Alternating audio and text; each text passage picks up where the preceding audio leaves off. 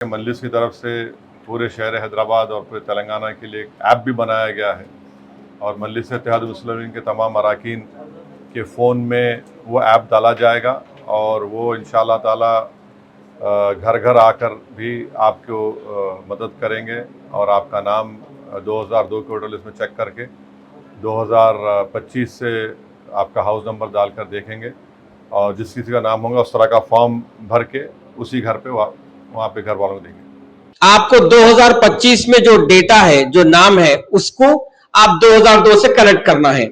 अच्छा, ये 2002 से ही क्यों कनेक्ट करना है?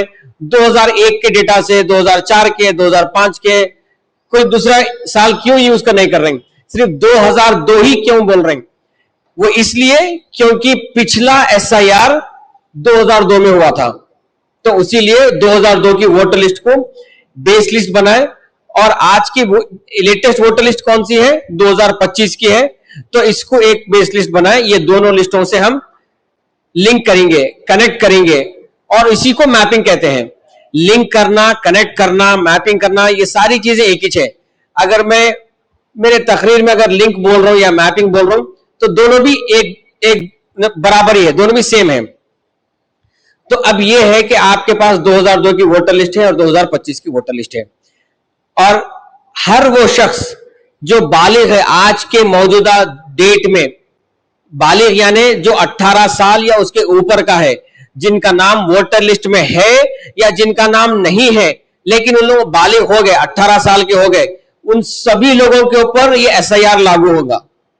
नाबालिग बच्चे यानी 18 साल के नीचे की उम्र के बच्चों के ऊपर SIR लागू नहीं है। ठीक है, तो SIR सिर्फ 18 या 18 प्लस के लोगों के ऊपर यह लागू लगेगा। अच्छा, अब दूसरी बात यह है जिनका नाम वोटर लिस्ट में है उनको भी SIR का डॉक्यूमेंट देना पड़ेगा, एन्यूमरेशन फॉर्म। जिनका नाम वोटर लिस्ट में नहीं है उनको भी जो है जो वोटर लिस्ट में नाम डलवा के एन्यूमरेशन फॉर्म लगाना पड़ेगा। एक क्लैरिफिकेशन ये आ गया कि जिनका नाम है उनको भी करना है, जिनका नाम नहीं है और बालिग है तो उनको भी करना है। तो अब ये रहा SIR। SIR के जरिए से, SIR क्या है? एक प्रोसेस है। ये प्रोसेस के जरिए से आप नई वोटर लिस्ट में अपना नाम इंक्लूड करा सकते हैं।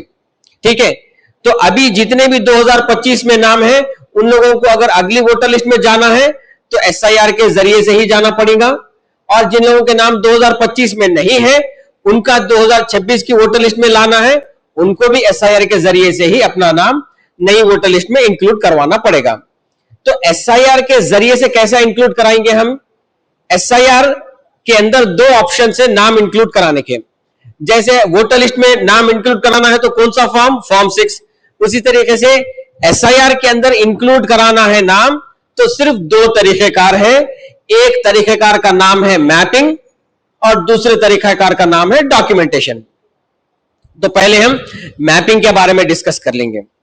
मैपिंग या लिंकिंग के मायने ये है 2025 के वोटर लिस्ट में किसी का नाम है, उसके नाम से 2002 की वोटर लिस्ट के नाम को लिंक करना, चेक करना, अगर रहा तो लिंक करना।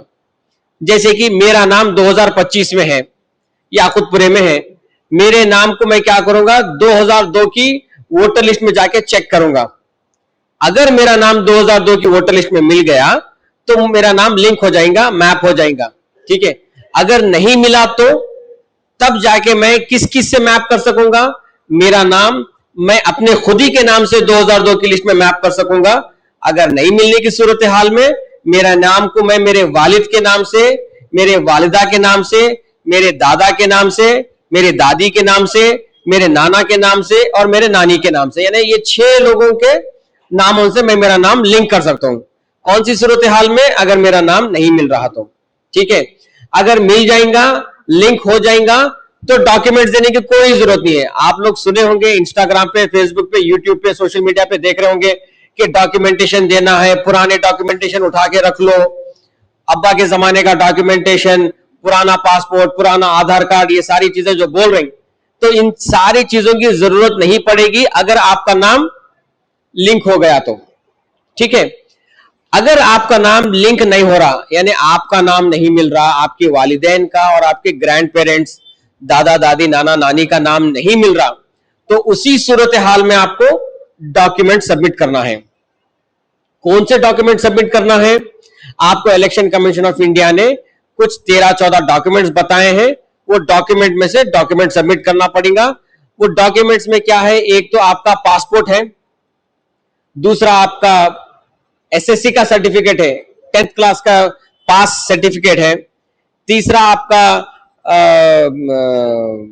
क्या है, रेसिडेंशियल सर्टिफिकेट है, और आपका ओबीसी सर्टिफिकेट है, और फिर आपका जो है, अगर आप सेंट्रल गवर्नमेंट और स्टेट गवर्नमेंट के एम्प्लॉय है तो उसका आईडी कार्ड है, आपका एलआईसी का डॉक्यूमेंट है, आपका जो है पेंशन का डॉक्यूमेंट है। ये सारे डॉक्यूमेंट्स हैं जो मुख्तलिफ किस्म के डॉक्यूमेंट्स, वो डॉक्यूमेंट में से आपको कोई डॉक्यूमेंट देना पड़ेगा। डॉक्यूमेंट देने के भी तरीकेकार है, ठीक है।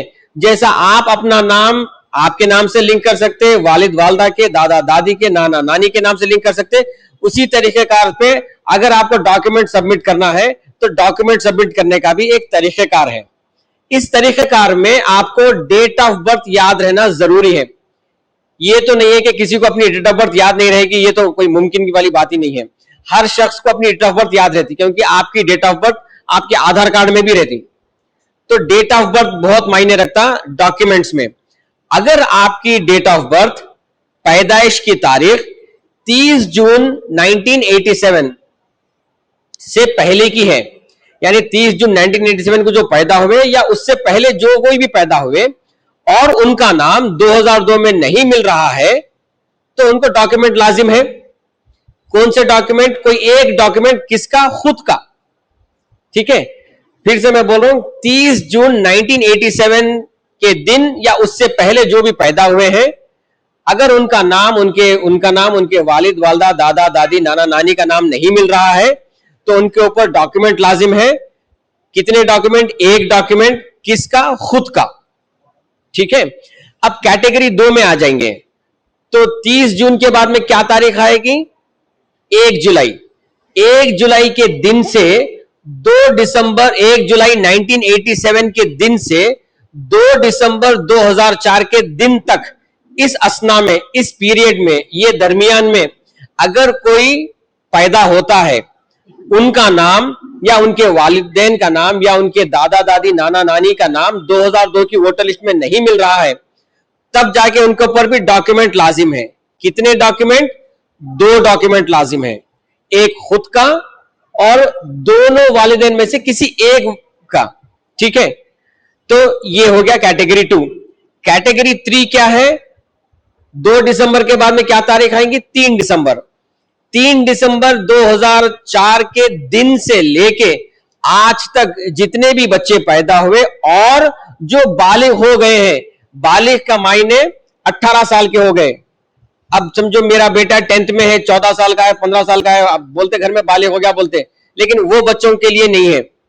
18 साल के जो हो गए उनके लिए है। तो इसीलिए बोल रहा हूं, 3 दिसंबर 2004 के दिन से लेके आज तक जितने भी बच्चे पैदा हुए और जो बच्चे बालिग है, उन लोगों के वालिदैन का नाम, दादा दादी, नाना नानी का नाम अगर वोटर लिस्ट में नहीं मिल रहा, 2002 की वोटर लिस्ट में नहीं मिल रहा है, तो उनके ऊपर फिर डॉक्यूमेंट लाजिम है। कितने डॉक्यूमेंट? 3 डॉक्यूमेंट लाजिम है। एक खुद का देना है, एक उनके वालिद का देना है, एक उनके वालदा का देना है। ये कौन से डॉक्यूमेंट है? वही डॉक्यूमेंट जो इलेक्शन कमीशन ऑफ इंडिया में आप लोगों को बताए गए हैं, 12-13 डॉक्यूमेंट, जिसमें पासपोर्ट है, आपका बर्थ सर्टिफिकेट है, आपका एसएससी का सर्टिफिकेट है, आपका पेंशन का सर्टिफिकेट है, आपका सेंट्रल गवर्नमेंट, स्टेट गवर्नमेंट का आईडी कार्ड है जहां पर आप काम कर रहे थे, एलआईसी का डॉक्यूमेंट है।